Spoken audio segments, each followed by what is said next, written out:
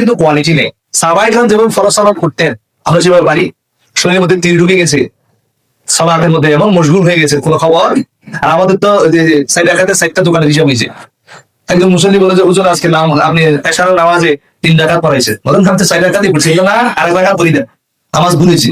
নামাজ কি নামাজ দাও না, ভুল হয়েছে নামাজ, কেন আপনি 3 রাকাত পড়ছেন, বলে আমি তো 4 রাকাতই পড়ছি, বলে না কেমন আপনি 4 3 রাকাত বলে প্রতিদিন 4 রাকাত আমার 4 দোকানের হিসাব মিলে, আজকে তো 3 দোকানের হিসাব মিলছে, তার মানে আপনি 1 রাকাত কম পড়ছেন। এই হচ্ছে আমাদের সালাত, প্রত্যেকের অবস্থা এমন। তাহলে এই সালাতের তো কোয়ালিটি নাই, তাহলে কোয়ান্টিটি দিয়ে আপনাকে কাফারা দিতে হবে। কি দিতে হবে? কোয়ান্টিটি দিয়ে কাফারা দিতে হবে, পরিমাণ বাড়াই দিতে হবে। সালাতের কোয়ালিটি যদি আপনার খারাপ হয়ে গেছে, সালাতের পরিমাণ বাড়াই দিতে হবে। নফল ইবাদত হচ্ছে ফরজ সালাতের কাফারা, ফরজ সালাতের কাফারা। আপনি যে রমজানের সিয়াম রাখবেন, রমজানের সিয়ামের কাফারা আছে সাদাকাতুল ফিতর, সাদাকাতুল, এটা হচ্ছে রমাদানের কাফারা। আপনি যে বৈঠকে বসবেন, বৈঠকে বসে উল্টাপাল্টা কথা বলে গেলেন, হাসি মশকরা করে গেলেন, গুনাহ হয়ে যায়, বৈঠক ভঙ্গের কাফারা আছে, রব্বিগফিরলি ওয়া তুব আলাইয়া ইন্নাকা আনতাত তাওয়াবুল মুজলিম।